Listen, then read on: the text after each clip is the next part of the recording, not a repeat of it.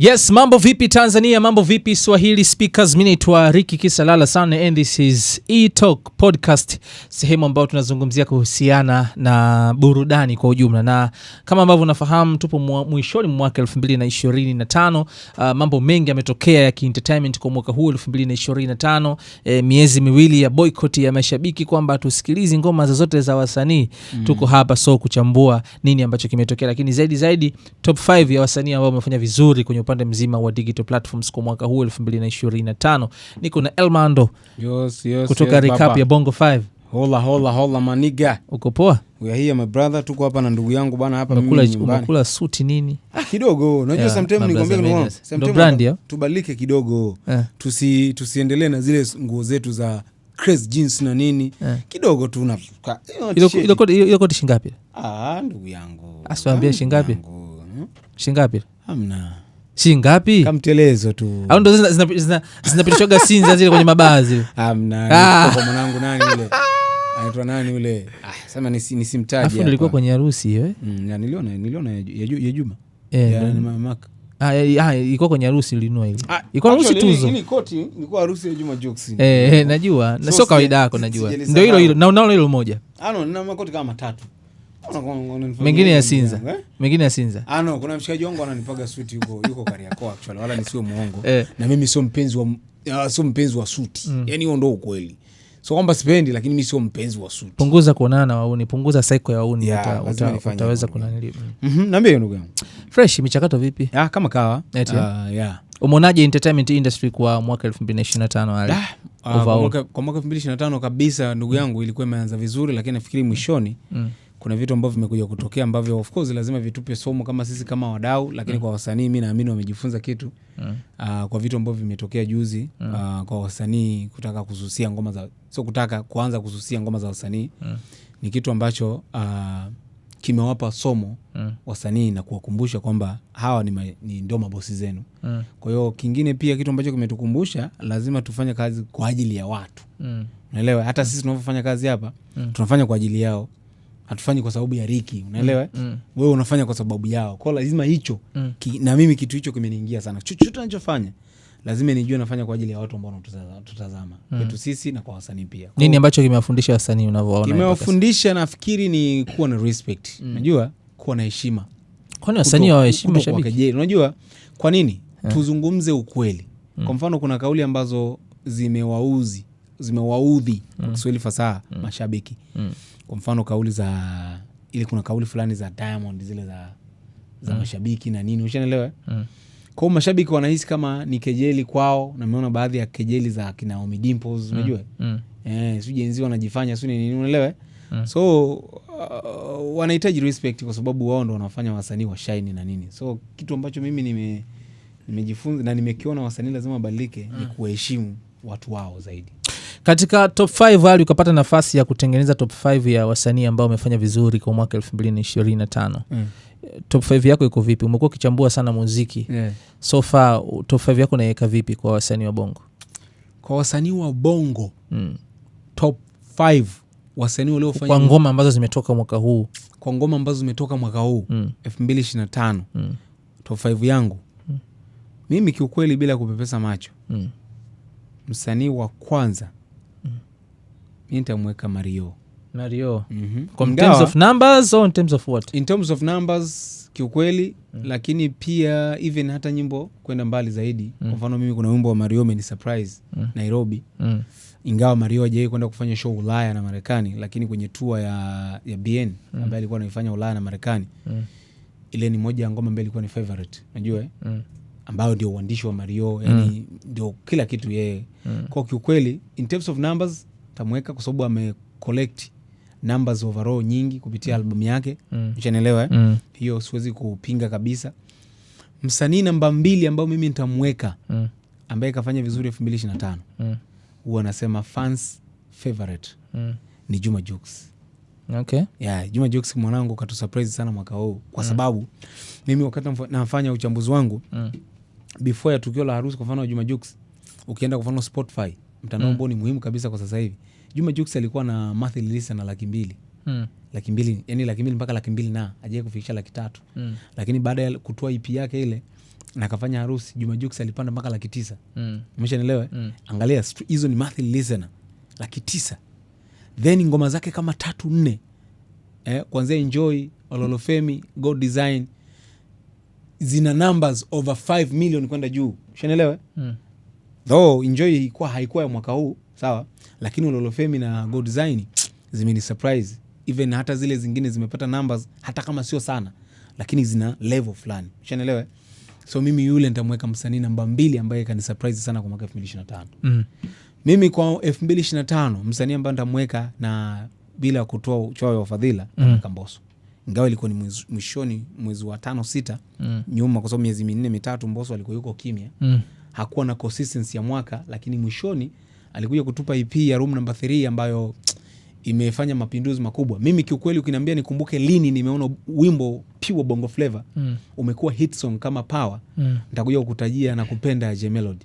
Okay. Ambao si miaka 2 iliyopita. Pure bongo flavor. So kwa Mbosso amekuja kutupa wimbo ambao umekuja kupandisha, kuipa hadhi tena bongo flavor, kwa sababu tulishoona ngoma ambazo zinakuwa hit ni ya mapiano. Unaelewa? Sababu wasanii walianza kutembea na upepo wa mapiano, kufana kwa Masava na nini Shoe. Zile zilifanya vizuri, zilikuwa neat of course, lakini pure bongo flavor Power imekuja kuipa kama heshima bongo flavor, kwamba yo bongo flavor still bado ipo. Kwa hiyo ni msanii ambaye mimi nitamweka namba 3. Uongo mbaya, msanii namba 4 ambaye nitamweka, ambaye kafanya vizuri kwa 2025, mimi nitamweka Zuchu. Namba ngapi? Namba 4. Okay. Msanii Zuchu katoa Peace and Money, ile albamu yake imefanya poa. Kuna makolabo ambayo kwa kweli yameenda, wala tusiwe wachoyo. Ingawa mwishoni hapa hata kama hajafanya vizuri, sawa, lakini yule binti amekuwa na consistency sana. Amekuwa na consistency album. Unamweka kwa sababu ya yeye ni msichana amepambana na wanaume, au unamweka kwamba ni fact ya namba na kila kitu? Licha ya kuwa in fact of numbers, naangalia pia hata kwenye upande wa nyimbo kufanya vizuri. Sawa, kuwa na consistency. Unajua kwa mfano naweza nikakotolea mfano. Kwa mfano ukitaja in terms of numbers, kwa mfano msanii ambaye inawezekana akatengeneza numbers nyingi kwa mwaka ni Rayvanny. Sawa? Okay. Lakini Rayvanny hakuwa na consistency ya kutoa muziki mkubwa. Ngoma moja tu imekuja kumpa Rayvanny namba nyingi sana. So Rayvanny kwa nini hatuwezi kumweka pale? Tunaangalia consistency ya kufanya muziki mkubwa. Inawezekana kwenye numbers msanii asifanye vizuri. Sawa? Lakini unaangalia ngoma zake zilivyofanya, matukio leo yafanya kwa mwaka. Unaelewa? Zuchu ka perform matukio 2 makubwa sana. Kwa mfano, alafu nisahau na Mbosso pia issue ya Simba Day. Kwa mfano, issue ya Yanga Day. Finali za Chani. Hapa tunazungumzia kwenye digital wise kwanza. Usichanganye mambo. Yeah. Tunazungumzia mafanikio ya kwenye streaming ambao wameyapata wasanii. Okay. Tukizungumzia hivyo, kwa mwaka huu mimi nitamweka Diamond na Rayvanny tu basi. Sijana mwingine. No. Okay. Tuje kwenye upande wa numbers. Kwenye upande wa numbers dheo, hata kama unaniambia hivyo, lakini Zuchu pia ukiniambia kwenye shows. No, hata hivyo Zuchu kafanya vizuri pia. Hata ukija kwa mfano kwenye YouTube pia ndo msanii wa kike ambao mwaka huu kafikisha streams views bilioni 1. Not easy. Umeshanielewa vizuri. So tusiangalie tu Spotify peke yake, tuguseguse. Mimi nataka tuangalie inawezekana kuna ngoma ambayo ilihiti mwaka jana, sawa, mpaka mwaka huu let's say mwaka jana ilikuwa na views milioni 7, mwaka huu inakuta na views milioni 10, na maisha kwamba kuna ongezeko la views milioni 5. Nataka tuziache hizo, tuzungumzie ngoma za wasanii ambazo zimetoka kwa mwaka huu 2025 na mafanikio yake. Kwa sababu mfano ukipitia kwenye account ya Diamond Platnumz ya YouTube, views wake sidhani kama ana ngoma kwa mwaka huu imefikisha views milioni 20. Sidhani ambazo amezitoa mwaka huu, lakini bado ndio msanii anayeongoza kwa views kwa upande wa YouTube. Inamaanisha kwamba ngoma zake za nyuma bado zinasikilizwa sana kuliko wasanii wengine Tanzania. Sawa, kama utanifanyia hivyo kwa Zuchu, basi nafasi ya 3 mimi nitamweka Diamond. Kwa ya kwanza tumemweka nani? No, ya kwanza Mario. Yes. Ya pili mweka Mbosso. Ya kwanza Mario. Mweka Mario. Ya pili mweka Juma Jux. Ya tatu ni mweka Mbosso. Ya 4 na mweka Diamond. Diamond katengeneza numbers obviously, kwa sababu inawezekana. Na mimi kiukweli wakati nauliza hili swali nilitaka nikwambie msanii kama Diamond mtu mweke kwanza pembeni. Unajua kwa sababu gani? Kwa fanbase ya Diamond, kwa level yake alivyo sasa hivi, hata kama akikohoa brother Umeshanielewa vizuri. Lakini unaangalia watu ambao wamefanya kazi kubwa. Kwa mfano nyimbo nyingi za Diamond ambazo kazitoa, mimi nakueleza ukweli. Hazijawa kubwa sana kwa level ya Diamond. Hiyo lazima tuzungumze ukweli. Hazijawa level kubwa sana. Na inawezekana labda ngoma kama Komasava imemsumbua. Sababu waga kwa hiyo unataka kuniambia kwamba kwa mwaka huu Diamond kimataifa imekuwa ni changamoto kulinganisha na mwaka jana, right? Diamond imefanikiwa kimataifa ambao kayafanya ni kwa sababu ya Komasava. Sio kwa sababu ambao ni mwaka jana sasa hivi. Yes. Hiyo lazima tuongee ukweli. Na sisi waga kitu ambacho kinatukosti kwa sababu tunamumunya maneno. Yaani Diamond unaona matukio yote kayafanya kimataifa ni kwa sababu ya wimbo wa Komasava ambao ulikuwa ni mwaka 2024, si ndio? Kwa mwaka huu hakuna wimbo ambao leo Diamond anaweza katoka akasema naenda kufanya show kupitia huo wimbo. Diamond nyimbo ambazo zimempa shows Komasava na show. Umeshanielewa ndugu yangu? Hizo ndo zimempa show. Ndio maana nikasema mwaka huu amefanya vizuri sana kwa ndani. Yes, mwaka huu kwa ndani, kwa mfano ukija kwa ndani. Hata kwa ndani bado pamoto unajua. Ndio maana unazungumzia kuna furaha Harmonize, kuna Mitu, Abichams, kuna Mbosso, kuna Mario. Ndio maana mimi narudi kwenye pointi yangu pale. Sawa? Kwa Diamond kwa standard yake, kwa ukubwa wake. Mimi siwezi kumweka Diamond kama ni miongoni mwa wasanii ambao wamefanya vizuri. Even hata Harmonize. Na ndio maana nitaka nije nikupe sifa kwa nini mimi sijamweka Rayvanny, sijamweka Diamond, sijamweka Alikiba kwenye hiyo list yangu. Nilikuwa nataka nimalizie kutaja kwanza list yangu ambao mimi naamini wale wasanii wamefanya vizuri kwa 2025. Bila kumweka Harmonize, na nitakupa sababu kwa nini simweki Harmonize, Alikiba, Diamond na Rayvanny. Kwa msanii namba 4 nilimweka Zuchu na msanii wa 5 nitamweka Jay Melody. Jay Melody mwaka huu. Yes, kwa album yake ushaelewa ya Therapy, album Therapy alafu na Addiction. Uongo Mbaya ni moja ya album ambayo imefanya vizuri. Inawezekana tusione imezalisha namba nyingi sana, sawa? Lakini miongoni mwa album ambazo sasa tunasemaje album haijafanya vizuri wakati ngoma zija kwenye digi, kwa sababu ndo sema ukienda even kwenye platforms nyingi, kwa mfano Boomplay. Jay Melody miongoni mwa wasanii ambao wametengeneza numbers nyingi sana. Boomplay, sawa? Ukija YouTube, unaelewa. Even Spotify, Jay Melody sasa yuko msanii wa 7 kupata monthly listener. Ana kama 300,000 200,000 na. Unaelewa? Sio kwamba ni msanii ambao uko down sana kwa level yake. Kajitahidi sana kutengeneza numbers. Kawapita wasanii wengi. Umeshanielewa vizuri. So hao mimi tawataja wasanii ambao wamefanya vizuri 2025. Then nakuja kwa hao ambao najua watu wengi watauliza kwa nini Diamond, Alikiba, Harmonize, Rayvanny. Brother, tukizungumza kwenye uhalisia, mimi huwa napima level ya msanii na ukubwa wake. Sawa? Aina ya ngoma anazozitoa, fan base yake, brand yake, kiukweli kwa wasanii wale 4. Hakuna msanii ambaye kafanya muziki kwa standard yake. Labda kidogo Rayvanny, Diamond, sawa? Ingawa najua Diamond kitu ambacho kimemsumbua sana ni Komasava. Na Diamond kitu ambacho nasema hivyo, unajua kisha set standard kwenye ngoma kama ya Komasava, hata ukitoa ngoma gani, inawezekana ngoma za Diamond ni kali sana, lakini watu wanamrate kwenye nini? Kwenye Komasava. Bana bado. Sasa sana ngoma zake nzuri, lakini still kwa sababu alisha set standard kubwa sana. Kwa sisi tuanza kumrate pale. Kwa mfano mtu kama Rayvanny pia, standard ambayo aliset ya kimuziki, still hatuoni kama Rayvanny anafanya vizuri kwa sababu yeye alishajitengenezea standard kubwa ambayo ana struggle kuifikia. Umeshanielewa? So mimi kwa level ya Rayvanny, kwa mfano Oma Matetema, hiyo remix of course imefanya vizuri, lakini imebebwa na Nora Fatei. Umeshanielewa vizuri? Hiyo lazima sio imebebwa, si ndio maana tunafanya remix, tunafanya collaboration yani. Yes, ndio nazungumza yani. Umeshanielewa vizuri? So ile ngoma ya Komasava, which is najua ni muendelezo wa ile ngoma ya Oma Matetema ni muendelezo ya Tetema, sawa? Lakini mimi naamini kwa mwaka mzima Rayvanny hajafanya muziki kwa standard yake ambayo tunamfahamu Rayvanny kwa ukubwa wake. Ukiondoa hiyo remix ambayo iko moja. Lakini kuna wasanii ambao wamefanya muziki consistently kwenye mwaka mzima. Ndio maana ni ambao nimekutajia. Mario, Juma Jux. Kwani Jux kaachia ngoma ngapi mwaka huu? Jux kaachia mpaka EP. Yeah. Okay. Suluhisho nilo vizuri. Jux kaachia mpaka EP, na ukienda hata YouTube. Hata mfano sasa hivi Jux baada ya harusi yake namba zake zilishuka mpaka Spotify. Jux ndio alikuwa msanii wa pili baada ya Diamond. Suluhisho leo monthly listener 900,000, Diamond na 1,400,000. Jux baada ya kutulia before ya kuachia hizi Majo na Sibade, namba zake zilifika mpaka sasa hivi yuko 500,000 na. Kwa sasa tunakuja muziki.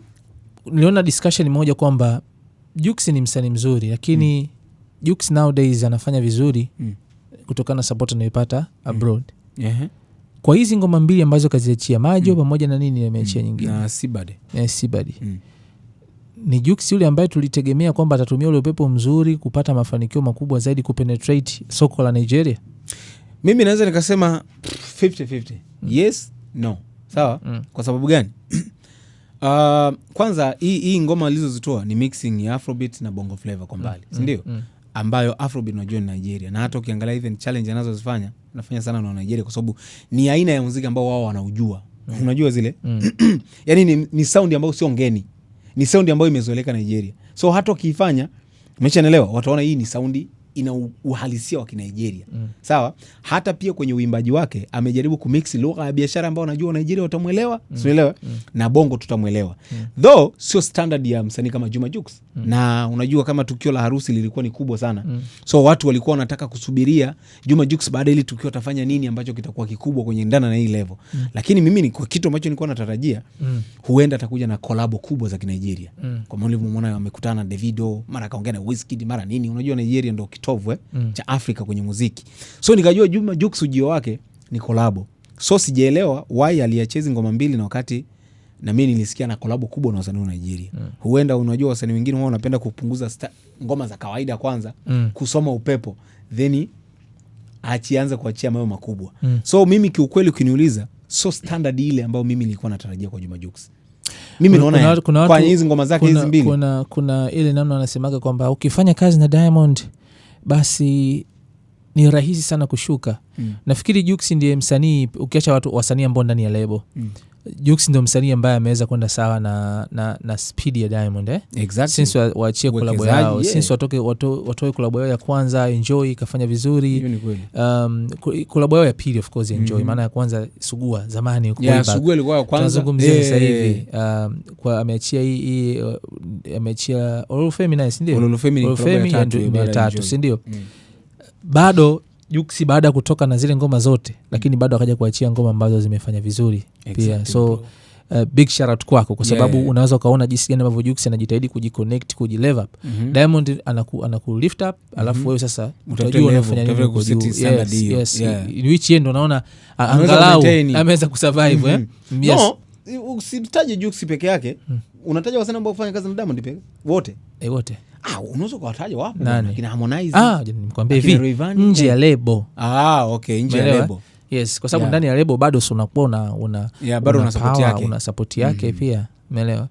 Yes, lakini pia unajua umeshaka na Diamond muda mrefu, so unakuta una knowledge ya vitu vingi na ambavyo anafanya promotion na ngoma zake na kila kitu ambacho anakifanya. Hiyo ni kweli. All in all tu mimi naweza nikasema kwa msanii wangu mimi bora kwa mwaka huu 2025 bila kupepesa macho, ambaye ameachia ngoma na zimefanya vizuri, msanii wa kiume overall, hata kama wakiki kuchanganya wote hadi wa babu, kwangu mimi ni Mario. Yani ile siwezi kuambishi. Yani ni kwamba tu unajua sometimes unaweza kuwa mkubwa ila Watanzania tuna tabia ya kuto appreciate kitu lakini Mario kwa mwaka huu 2025 ameweza kufanya vitu bora sana without scandals. Hakuwa na drama nyingi, kiki ambayo hayana msingi. Lakini mimi nampa Mario nyota 5 sana kwa sababu pia ni msanii ambaye amekuwa katika misingi yake yeye mwenyewe. Unajua tunapozungumzia wasanii wote wanao compete ni wasanii ambao wamekuwa chini ya misingi ya watu, japokuwa wengine ndio hawataki tutaje majina ya watu wengine hapa. Sijakaleta shida. Ni sahihi. Umeelewa? Lakini Mario amekuwa akiwaona kaka zake sawa wametengeneza misingi, lakini yeye investment ambayo imefanyika kwa Mario ni ya kwake mwenyewe ya mdogo mdogo, na watu ambao waliweza kuaminiana kwa pamoja wakafanya kazi. Angalia jinsi ambavyo ana grow kimuziki. Sawa? Nyimbo ya Mario inaweza katoka leo kaichukulia poa. Alafu subiri 1 week au 2 week. Lakini pia sio hivyo tu.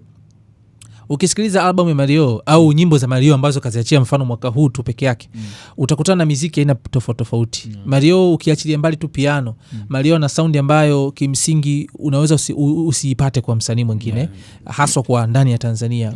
Namna ya uandishi wake jinsi ulivyo, anaweza kuchange. Mbona kama vile Rema, mfano wa Nigeria kwa ujumla. Unajua Nigeria naamini wanaweza kupata hits nyingi kwa sababu moja. Wasanii wana uhuru wa kuamua nafanya sound gani na watu wanaipokea vizuri. Mradi tu kitu kinakuwa kizuri. Ukisikiliza mfano leo ameachia ngoma mpya inaitwa nini? Olua. Sawa. Sikiza sound. Japokuwa tuna ni aina ile ya muziki ya haha na nini, lakini ni sound ambayo kimsingi uwezo ukaikuta kwenye playlist sana, utakutana na mapiano tu peke yake. Sijui umeelewa. Lakini pia anaimba nini kwenye ngoma yake. Mario anaweza kaimba wimbo wa kuvibe, lakini ukisikiliza kuna kitu utafurahi. Yes, kuna utaburudika. Lakini pia utakutana na mashairi ambayo utafikiria alifikiria nini mtu kwenye ngoma. You understand? Kwa mimi namba moja kwangu mimi nitampa Mario. Yani hata mimi nimesema hivyo. Mario kwanza Jux namba 2, si ndio?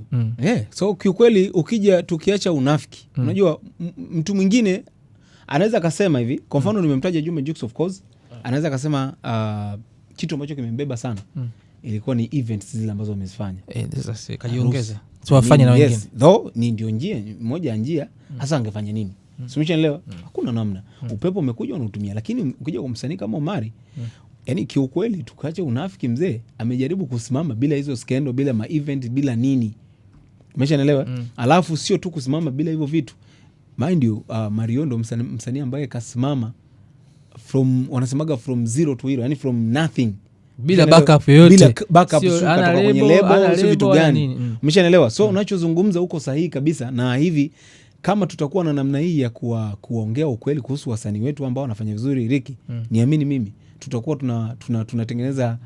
tunatengeneza kitu kizuri sana kwa wasanii. Umeshaelewa? Tuache tu kufanya vitu kwa sifa kwa sababu watu fulani wana brandi kubwa. No. Tuzunzole. Kwa mfano leo nilikuwa nafuatia podcast moja, Wizkid anakuja na project na Ashake ile ya Real. Ndio wanafanya. Yes. So wanazungumza namna Wizkid alivyokuwa anamuongelea Ashake. Mwamba anamappreciate Ashake. Ushaelewa? Ni kwa sababu gani? Anajua kabisa this time Mwamba anafanya vizuri. Kwa nini katae? Kwa nini katae? Na wale wako really yani. Lakini sisi huwa tunataka kuonyesha msanii mkali ni ule mwenye fan base kubwa. Lakini ukija overall, Wizkid ndio most popular artist brother Africa. Juzi nilikuwa nasoma taarifa data. Wizkid hajatoa ngoma 2025. Amefanya collabo nyingi, lakini ndio msanii ambaye kasababisha zile collabo zimekuwa kubwa. Zimekuwa kubwa, zimeingia kwenye chart ya juu. Umeshaelewa? Power. Lakini Wizkid hajawa na ile roho mbaya ya kusema mimi ni mkubwa popular artist na nini. Ana mwaka huu bwana kashindua ma collabo Wizkid. Yes, ndo angalia kitu kama hicho. Wao wanajua ku appreciate wenzetu ambao wanafanya vizuri. Kwamba wewe bwana unafanya vizuri. Wewe unafanya vizuri, mwanangu wako, acha nikupe maua yako. Na kwa nini Wizkid akamtafuta Ashake? Of course Wizkid alifika muda Afrika tulianza kumsahau. Yani wao ndo ukweli. Wizkid aliwekeza huko mbele manini, lakini huku Afrika kuna madogo akawa na chapa. Ndio maana kaja na project na Ashake ya Real, katoa ngoma pia na kina DJ Tunes na ile project ya Southgate. Mimi nafikiri hizo ndio mentality za wasanii wote ambao wanataka mabadiliko. Mfano tu unakumbuka by the time Diamond ametoka na manyimbo ya mbele yale, makomasa hapa manini Mashu, akaja na collab na kina J Melody, kina nani zikaja kina Jinako, usende huko tu yakaja na yatapita. Yani kwamba sawa anaenda huku, lakini kuna fan base yangu. Afia sio hivyo tu. Tuna msanii ambaye unajua by the time Diamond anafanya collab na J Melody, kiwalisia ukisikiliza ile collab J Melody ndani kamlambisha mtu mchanga ndani. Umeelewa? Unaona kwamba huyu dogo anafanya vizuri, acha nifanye naye collab. Yes, ka appreciate. Na ame appreciate na inaonekana. Na ukiongezea kwa J Melody, kwanza big shout kwa Diamond. Of course. Ukiongezea kwa J Melody, ndio msanii pekee ambaye, nisikilize inairudia tena, ndio msanii pekee ambaye kaombwa collab na Diamond. Wasanii wengine wote huwa wao ndo wanaomba brother nipe collab. Diamond kamfuata J Melody, bwana nakuweka kwenye collab yangu. Alikiba akamfuata bwana kaamu. Alafu dogo katoa album, wale my brother Alikiba yuko peke yake. So umeshaelewa? So ukiangalia mimi na appreciate Diamond, maana yake ni kuonyesha jamii. Alafu kuna clip moja ilikuwa nasambaa na ingia studio, dogo kaingiza face, Diamond kamshika kichwa, mwambie mwanangu hiki kichwa kina vitu. Unaelewa? Huwezi kuelewa haraka, lakini ukija kisaikolojia ni kama Diamond alikuwa na appreciate kichwa cha yule dogo. So pia kama appreciate, katoa maua kwamba dogo uwe ni talent. So hiyo vitu ambavyo sisi lazima, nikwambia kitu moja kama wadau, lazima tujaribu kuingiza hizo mentality kwa watu. Mimi nakwambia kitu moja, kuna muda sisi tuliupeleka mziki vibaya sana. Mimi nakwambia ukweli. Na ndio kitu ambacho Mario alikuja kutusurprise. Unajua sisi wadau tuliamua kupeleka muziki kutengenezea system inaitwa monopoly. Watu fulani. Monopoly, kwamba kwenye muziki wewe bila kupita sehemu fulani, bila kujiassociate na mtu fulani utoboi. sisi wadau tulipeleka. Mtu ambaye alikuja kuvunja mizizi ni Mario. Ni Mario. Sumeshaelewa vizuri. Katoka sio kwa Alikiba, sio kwa Diamond. Ingawa kaishi nao kinafiki lakini kaondoka. Umeshaelewa vizuri. Lakini nyuma wasanii wote ukitaka kufanya vizuri, either wewe upande wa Alikiba au upande wa Diamond. Umeshaelewa? So ni vitu ambavyo sisi kama tunataka kukuza muziki na tuwatengeneze kina Mario wengine, hiyo kitu tuitoe. Na ndo mijadala kama hii inasaidia sana kujenga issue kama hizo. Yes, unajua hata nikiangalia kwa industry nzima ilivyoenda kwa mwaka huu 2025. Sasa hivi tunaenda more professional. Yeah. Yani tumetoka kwenye maisha ya mkumbo, tunaenda kwenye mtindo wa uhalisia. Umeachia ngoma kali, tutasikiliza, utapata streams nyingi. Yeah. Umeachia ngoma mbovu, hata kama una maskendo yako utakuweka pembeni. Hata ukiwa nani. Diamond ameachia ngoma nyingi. Yes. Lakini Diamond ana ngoma ambayo imefikisha views milioni 30 kwa mwaka huu. Hana. Yeah. Kuna Power. Kuna Tete. Yes, kuna kina God Design. Ambazo tunazungumzia ngoma ambazo yeye hajaweka sauti yake. Tunazungumzia Harmonize ana Furaha ina 30. Me too. Spotify inakimbiza vibaya sana. Alikiba hakuna cha Alikiba, hakuna cha Diamond, hakuna Rayvanny labda. Rayvanny na yuko pale. Rayvanny bwana yule amejua target yake iko wapi. You understand? Kwa hiyo sasa maana yangu ni kwamba Watanzania tumetoka kwenye maisha ya kwa mimi nashabikia msanii fulani. Hapana. Watu wasikiza muziki mzuri babu. Sasa hivi atuangalie msanii. Atuangalie ni nani? Tunaangalia sasa hivi wewe umetoa muziki mzuri, tutasikiliza muziki wako. Ukiwa muziki ni mbovu, utakaa nao mwenyewe, utajua mwenyewe na Mungu wako. So hichi ni kitu ambacho nimekipenda sana kwa mwaka huu 2025. Na naamini kadri siku inavyozidi kwenda wasanii watatoka kwenye maisha ya kwamba labda nifanye vitu fulani ili mambo yangu yaende. Mfano nimeona juzi alichokiandika Harmonize, kaandika jana kwamba mwaka 2026 msitegemee hits nyingi sana. Of course ni kweli. Unajua kuna hits, alafu kuna wimbo mzuri japokuwa wimbo mzuri unaweza kaa hit. Na hit yani inatokana na wimbo mkali na wimbo mzuri. Sawa? Lakini mimi alichoongea Harmonize ni standard ya muziki. Yes. Yani na sasa mfano ukisikiliza ngoma kama sio alafu kingine pia sio kila ngoma ambayo ina standard nzuri inaweza kawa hit unajua. Mfano ukisikiliza ngoma kama Bedroom inawezekana sio hit kubwa, sio hit, lakini ukisikiliza Outside yes. Ngoma nzuri, umeelewa? Mimi unajua nikwambia kitu moja, nishe kuzungumza kitu moja.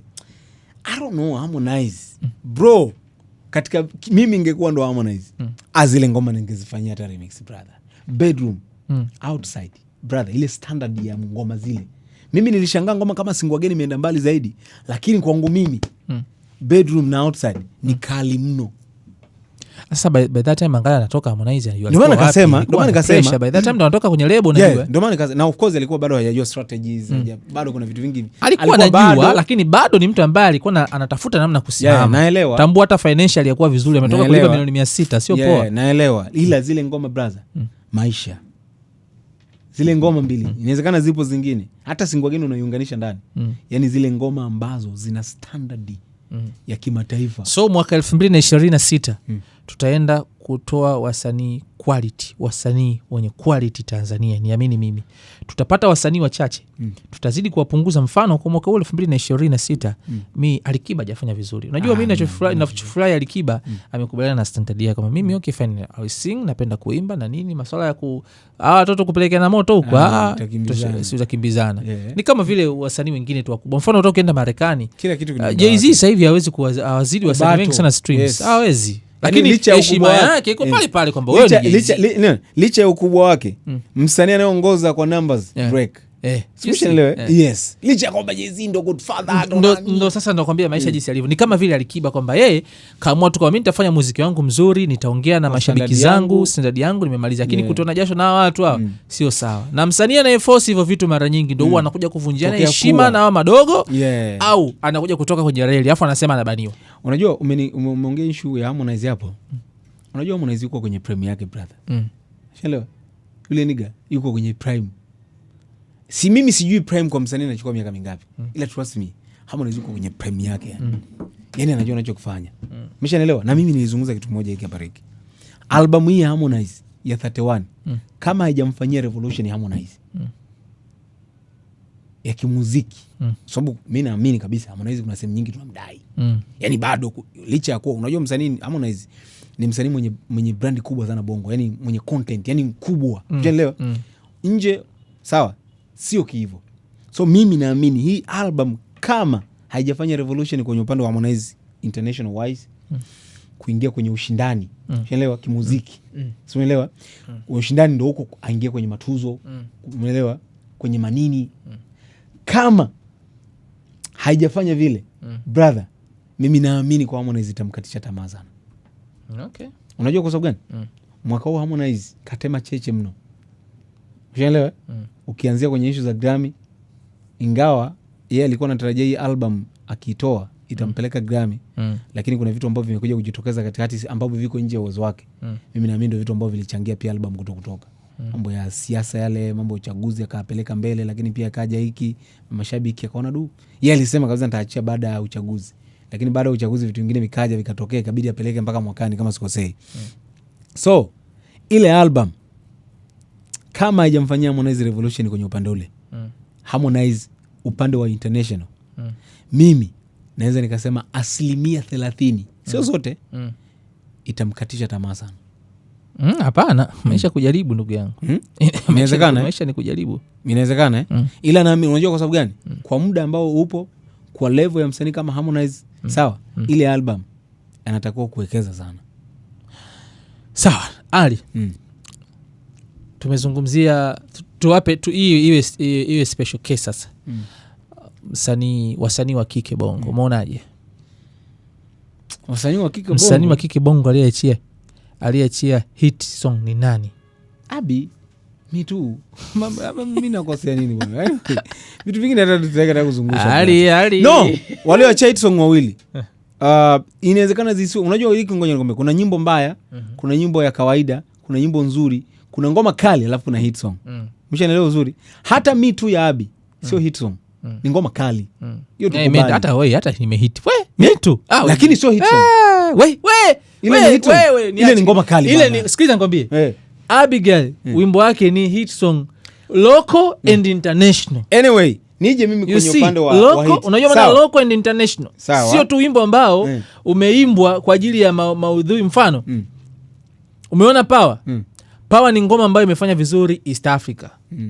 Right? Sema local tu. East Africa ni local. No. Kwa sababu unakwambia kitu moja. Yaani kwa imefanya vizuri kwenye mataifa. Tuseme zone ambao watu wanazungumza Kiswahili. Sawa.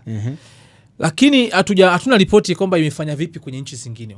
Umeelewa? Mbona mitu ni ngoma ambayo kwanza lugha tu iliyotumika inakwambia kwamba ukitaka kujua kwamba ngoma hii imefika inapotakiwa kufika, angalia Nairobi, angalia umenikumbusha hata isilipigwa ile radio nini ya Marekani ile. So okay, nilikuwa nataja wasanii wa kike, mimi nitamuongeza na Zuchu wa Manda. Manda imepenya mzee. Mimi nimejaribu kupata linki Canada wapi watu wana who is the Manda, hata yule nani alijaribu Spice alijaribu kuipush sana. Of course ni hatuwezi kuitaja, labda tuseme ngoma ambayo imeenda sana, lakini at least inawezekana imejaribu. So kwa wasanii wa kike mimi nitawataja hao wawili. Tataja Amanda, tataja na Bichams Mitu. Nandi unamweka wapi? Kwa Nandi kwa level ya kaka. Mwaka wao hajafanya vizuri, tukubali tu. Hajatisha bwana. How? Yaani Nandi kusema Nandi ana ngoma kama vile Sweetie imeenda. Sweetie. Of course imeenda. Sawa, No stress imeenda. Kaka. Sugar imeenda. Lakini kuja kutaja level za kina mimi tu kaka. Ndugu yangu tuongee tu ukweli. Unajua ngoja nikwambie kitu. Tusiongee tu kwa sababu ya ukubwa wa Nandi. Unajua wasanii wakubwa pia kwa brand zao huwa zinapush sana ngoma kwenda. Lakini ukiangalia ngoma kama Me Too, hata mimi sidhani kama Harmonize wamefanya promo ya ngoma kwenye ukubwa ule. Ile ngoma imechiwa imeondoka yenyewe. Umeshaelewa? Standard imefika BET my brother. Yani so ukija kusema kombe ukitaja Nandi hapo.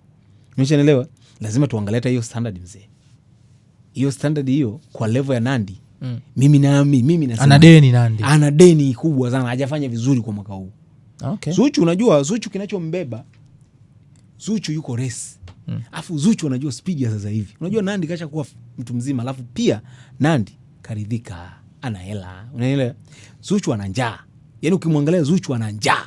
So Zuchu kinachombeba pia matukio. Kwa mfano angalia issue ya Simba Day ile anavyo battle. Umeshaelewa? Kaenda kuperform Chani. Sisemei kwamba ndo kufanya vizuri kwenye matukio, though yanahesabika. Lakini ukiangalia album yake, ngoma alizofanya na kina Darasa, umeshaelewa? Ngoma sio kafanya na wasanii gani? Alafu kaja pia Amanda hii hapa, kuna ngoma ya Reason iko hapa pia. So umeshaelewa? So mimi kiukweli yule binti kapambana sana.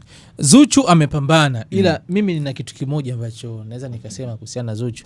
Kwa wale wangu mdogo sana. Zuchu ni msanii mzuri sana.